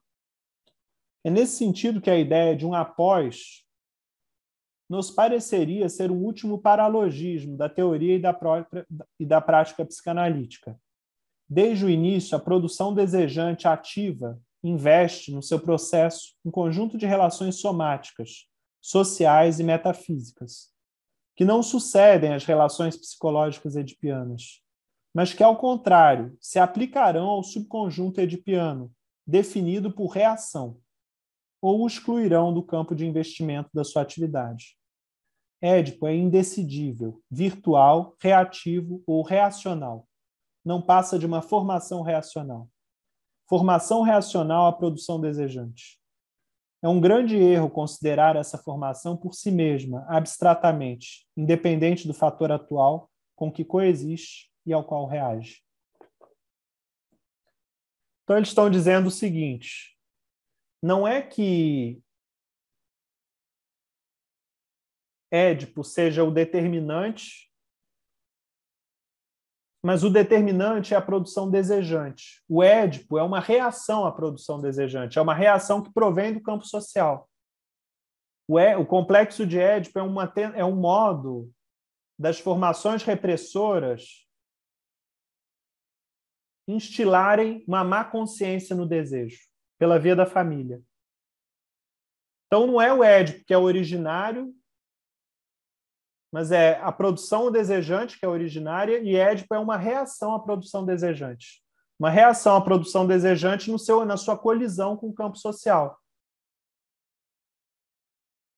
O complexo de Édipo é um instrumento pelo qual a formação social usa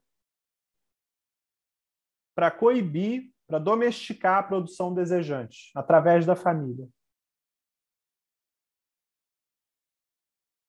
Então, os fatores atuais são a produção desejante nas condições em que elas são exercidas, que elas são praticadas. E o complexo de Édipo é virtual no sentido em que ele é indecidível. Ele é reacional.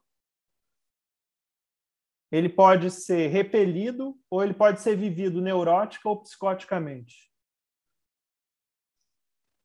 Mas João, quem vem antes, quem é originário, é a produção desejante. Fala aí, nós Paulo. podemos então fazer uma ponte assim da esquizoanálise, dessa concepção, né, da relação à questão do Édipo e tal, como objeto como fruto de um ressentimento, né, e de uma má consciência. Isso lembra Nietzsche, né, na análise que ele faz da cultura, né, da questão da formação do homem, do ressentimento, né, da má consciência, inclusive. Tem essa relação? Sim. O niilismo, o Nietzsche chamou as diversas modalidades de má consciência, de ressentimento, né, de despotencialização da vida. O Deleuze e o Guattari dizem que, no capitalismo, as formações sociais e repressoras usam a família para instaurar em nós a má consciência, o ressentimento. Isso de que maneira? O Deleuze e o Guattari dizem que o que vem primeiro não é o desejo pela mãe, o desejo edipiano. Porque, na verdade, quando a gente é criança, bebê, nem existe a mãe. A mãe mesmo é fragmentada, a mãe mesmo é fluxo. Então, eles dizem o seguinte, que o que vem primeiro não é o desejo pela mãe, o desejo incestuoso, é o interdito à mãe. E quando interditamos algo, não é interditado porque nós desejamos porque é interditado. Então, no momento que se interdita a mãe, se fixa o desejo à mãe. E eu diria que essa mãe aparece na nossa vida adulta não propriamente como fazer sexo com a mãe ou desejar a mãe, mas é um modo de desejar onipotente, é um modo de desejar que está em colisão direta com a lei. Isso não pode, então é isso que eu vou querer. Então é assim que se instaura a má consciência no desejo, se instaura a repressão ao desejo. E quando se instaura a repressão, ou vamos aceitar e dizer sim, senhor, para a repressão e vamos nos tornar neuróticos, ou vamos nos colar no avesso da lei e vamos nos tornar perversos. Então, quando se instaura uma lei, negando-a ou afirmando-a, nós ainda nos baseamos nela. Então, é assim que se instaura a má consciência no coração do desejo, na sociedade capitalista. Se colocando códigos, se colocando normas, as quais a gente vai quebrar e continuar respondendo a ela quando quebramos, ou vamos aceitar e sintomatizar neuroticamente diante dessa repressão.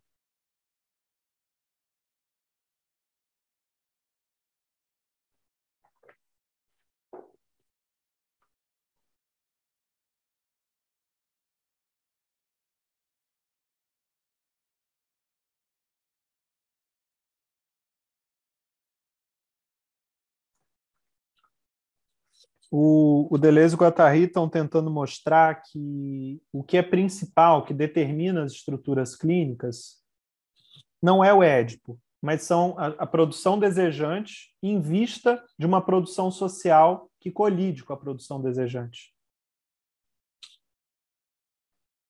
Então, é necessário ter isso em vista, que as formações, as subjetividades, subjetivações, esses transtornos, né?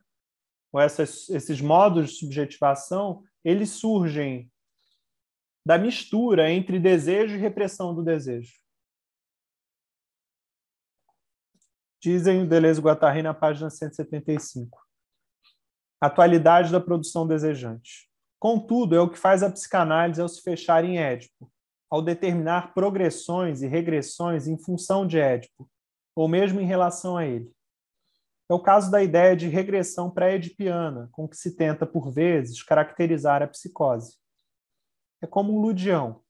As regressões e as progressões só se dão no interior do vaso artificialmente fechado de Édipo e, na verdade, dependem de um estado cambiante de forças, mas sempre atual e contemporâneo, da produção desejante anedipiana. A produção desejante tem sempre uma existência atual. Progressões e regressões são apenas efetuações de uma virtualidade, que se acha sempre efetuada, tão perfeitamente como ela pode ser em virtude dos estados do desejo. Entre os raros psiquiatras e psicanalistas que souberam instaurar com os esquizofrênicos, adultos ou crianças, uma relação direta, realmente inspirada, Gisela Pankov e Bruno Bettelheim traçam caminhos que são novos por sua força teórica e eficácia terapêutica. Não é por acaso que ambos põem em questão a noção de regressão.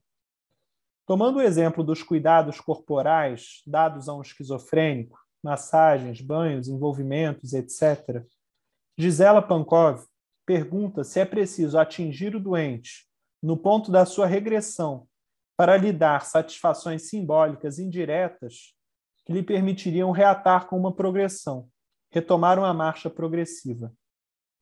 Ora, a questão não é, diz ela, dar ao esquizofrênico os cuidados que não recebeu quando bebê. Trata-se, isto sim, de dar ao doente sensações corporais táteis e outras que o levem ao reconhecimento dos limites do seu corpo. Trata-se do reconhecimento de um desejo inconsciente e não da satisfação dele. Era uma citação da Gisela Pankov. Reconhecer o desejo é precisamente recolocar em marcha a produção desejante sobre o corpo sem órgãos, ali mesmo onde o esquizo havia se redobrado para fazê-la calar e sufocar.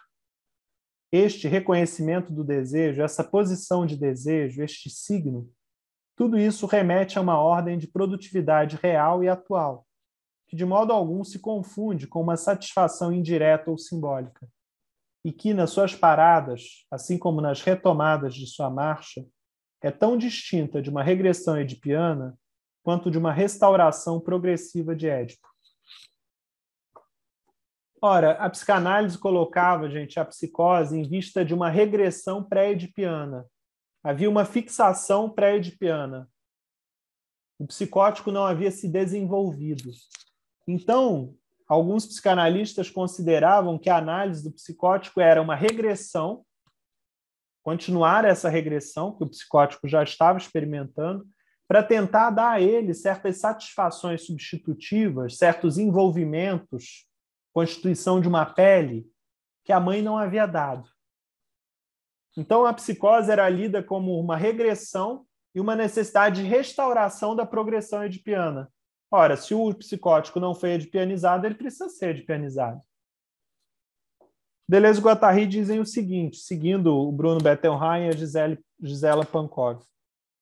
Não se trata de dar ao esquizofrênico os cuidados que ele não recebeu quando bebê, mas de possibilitar a ele sensações táteis que o levem a reconhecer os limites do corpo dele. Então, se trataria do reconhecimento de um desejo inconsciente, o exercício de um desejo inconsciente, e não da satisfação de tal desejo com tal ou tal objeto. Então, com isso, Deleuze e Guattari passam a cura, o tratamento, não depende mais da progressão ou da regressão. Não passa mais por esses critérios, mas passa por um exercício, por um construtivismo, por recolocar o desejo em marcha, recolocar em marcha a produção desejante sobre o corpo sem órgãos. Então não há mais o critério edipiano na esquizoanálise, vocês percebem?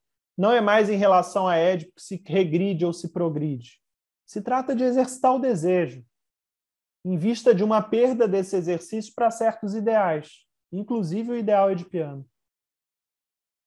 Enquanto a psicanálise quer apaziguar um desejo anárquico pela via do Édipo, de uma progressão edipiana, a esquizoanálise diz não é em termos de Édipo, seja de regressão ou progressão, que as coisas devem ser colocadas. As coisas devem ser colocadas em vista de um exercício que é sem imagem. Se ele é sem imagem, eu não sei onde ele vai chegar. Eu não sei qual é a finalidade. Então, a finalidade não pode ser resolver Édipo, não pode ser introjetar uma lei determinada. Então, enquanto na psicanálise todo o processo analítico dependeria de uma resolução adequada do complexo de Édipo, tudo isso é abalado pela esquizoanálise. Não, o Édipo é uma reação ao desejo. Não se trata de resolver Édipo. Se trata de um exercício do desejo sem imagem para além de Édipo, para além do campo social, para além das restrições, repressões impostas pelo pai, pelo chefe, ou pelo chefe de Estado, ou pelo padre.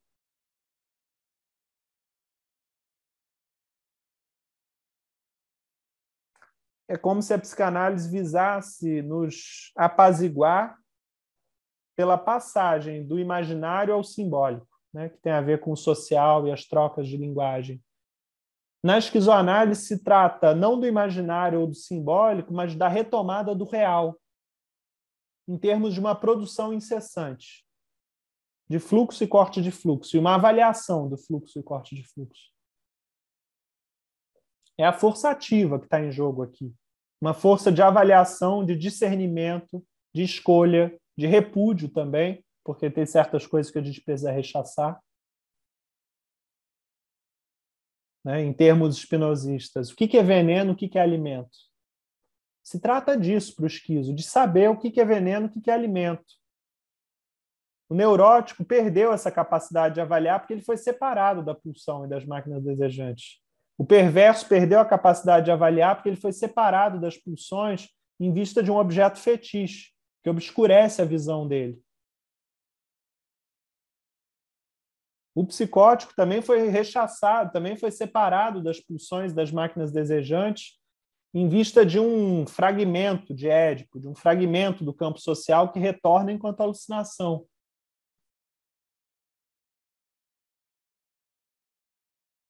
Como exercitar e ir mais longe naquilo que o corpo e o pensamento podem? Como restaurar uma unidade, uma integridade entre o corpo e o pensamento? Como ultrapassar essa visão psicanalítica da visão psíquica, da divisão psíquica, da cisão, da divisão do sujeito? Existe uma integridade, mas a integridade é ética, é uma integridade de critério. O critério na esquizoanálise é o critério da intensidade. São as intensidades, são os afetos que nos fazem escolher, que nos fazem avaliar desde uma integridade. Na psicanálise, esse critério ético é a satisfação. A meta da pulsão não é tal ou tal objeto, é a satisfação. Então, é em vista desse critério inteiro, que avalia o tempo todo, que escolhe, que mede, que discerne,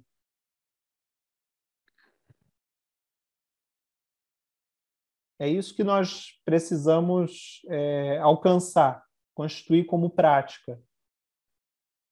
Porque vivemos obscurecidos, né? Vivemos ofuscados por diversos ideais, por diversos deveres ser, né? Dever ser. Imperativos aí que vêm de fora. Mas a prática pulsional é sempre singular, singular e extrapessoal. Singular porque diz respeito a uma vida e extrapessoal que nos põe em contato com todas as outras vidas, com os afetos que todas as outras vidas transmitem a nós nos encontros.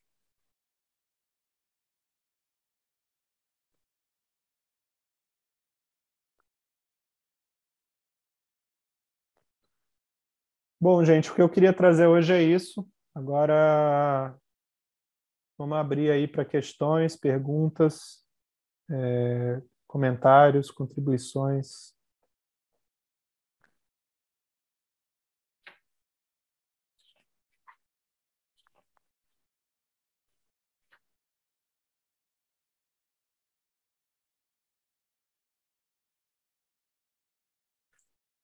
Esse trecho do Antiédipo é difícil, né? Quem não entendeu, eu sugiro para ler de novo. Mas, basicamente, o que está se colocando aqui em jogo é que os fatores principais das perturbações não é em vista do Édipo, mas é em vista das máquinas desejantes na sua colisão com o campo social, com a produção social.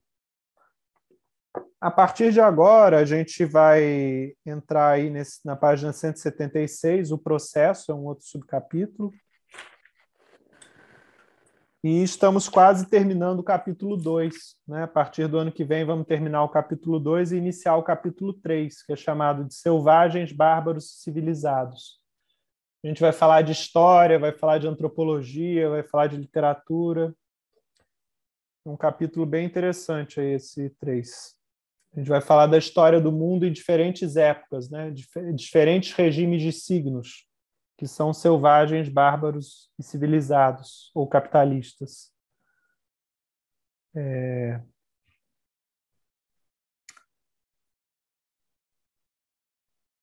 Bom, fica aí o convite, gente, para todo mundo que não participa dos grupos, mas tem assistido aí de vez em quando, para que se junte a nós. Os encontros acontecem todas as segundas, de 8 às 10, mais ou menos. E todos os encontros ficam gravados, né? Quem entrar agora, eu dou acesso às gravações. Então, fica aí o convite. É só para perguntar sobre o acesso à gravação. Eu vou assistir a aula, mas gostaria de assistir ela de novo. Uhum. Seria possível? Eu posso dar acesso à gravação dos 3 últimos encontros, que foram sobre neurose, psicose e perversão. Eu não dou acesso a todos em respeito às pessoas que participam do grupo, enfim, que estão e que contribuem. Mas essas aulas que têm sido abertas, eu posso passar algumas. Então, se depois você me lembra, só que eu te envio. Lá pelo WhatsApp, né? Posso entrar em contato? Isso. Tá. Muito obrigado. Boa noite. Um Feliz Natal. Boa noite. Feliz Natal. João, estava debatendo com um colega lacaniano, assim, de carteirinha, mas ele curte muito também o Deleuze e Guattari. Só que ele estava reclamando um pouco, eu queria escutar você, né, sobre isso. Ele estava reclamando um pouco sobre a ausência de certos protocolos, assim, que orientariam o analista ou a analista quanto ao que fazer no ambiente clínico. Que na esquizoanálise faltaria um pouco esse protocolo. Quando ele disse isso, me remeteu esses protocolos, né, ou qualquer coisa do tipo, me remeteu um pouco até quando você chama atenção, sublinha assim para, bem, em determinado encontro nosso aqui, você diz, bem, isso não é um tudo pode, muito pelo contrário, isso é um convite a uma prudência, né? Isso é uma outra pegada. E eu coloquei algo nesse sentido para ele, com outras palavras, né? Falando mais e tal. Mas queria saber se você pensa o que você pensa um pouco da esquizoanálise enquanto prática clínica, nesse sentido de uma ausência ou presença de algo que esteja no horizonte quanto ao que fazer, ou para onde orientar o processo clínico. Talvez até para onde não orientar o processo clínico. Não sei se eu me fiz entender.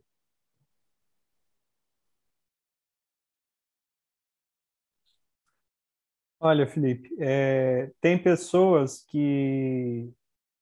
tem psicanalistas que nunca leram a esquizoanálise e a rechaçam, não gostam, não conhecem, enfim. Tem esquizoanalistas que rechaçam a psicanálise de modo fetichista, até, porque leram a esquizoanálise e talvez não tenham lido a fundo ou um pouco mais a psicanálise. Então, o próprio Deleuze dá margem a isso quando ele, em algum momento, diz que a esquizoanálise é uma antipsicanálise, né? Num texto posterior aqui ao Anti-Édipo. Mas eu prefiro, junto com o Percy Schiavon, que é um psicanalista, fazer uma aliança entre as duas. E fazendo uma aliança entre as duas, a regra de ouro da psicanálise, que é imbatível, continua valendo. O que a gente faz ali numa relação analítica é ouvir e o analisando entrar numa associação livre. Eu acho que essa é a regra de ouro. Não tem experimentação maior do que alguém sentar na sua frente para falar sobre não sei o que ainda. Então, a associação livre é o procedimento. É o procedimento que eu uso também enquanto esquizoanalista. Só que, a partir daí, tem coisas que são reorientadas, tanto a teoria quanto a prática. A teoria, a gente tem visto a questão do Édipo, né? A questão das máquinas desejantes. Quanto à prática, eu acho que vai surgindo assim, um maior convite à experimentação. Né? Eles dizem colocar a experimentação na frente da interpretação. Né? Então, é menos o analista interpretando, segundo o complexo de Édipo, a história do analisando, do que ele provocando, convocando, analisando ações, gestos, novos hábitos, novas experimentações. De fato, fica um pouco obscuro assim, sobre o que fazer, porque a prática do Guattari era psicanalítica. Então, é como se já houvesse um solo. Eles estão falando, não destruindo totalmente esse solo para começar do zero, sem dar pistas. Eles estão considerando que há um solo e que eles estão indo além desse solo. Então, nesse sentido, que falta um pouco essas orientações, mas também porque eles não queriam constituir escola, eles não queriam constituir instituição, eles não queriam colocar regras. Né? Mas tem alguns textos do Guattari que são posteriores ao Anti-Édipo, que é, por exemplo, Micropolíticas do Desejo, que é escrito com a Sueli Ronick, né? O Inconsciente Maquínico, que ele escreve sozinho. Tem um livro que chama Psicanálise e Transversalidade, que é ele antes do encontro com Deleuze. Então, em todos esses textos, o Guattari nos fala mais da prática clínica dele. Então, ali eu acho que você vai encontrar algumas direções também. Obrigado, João.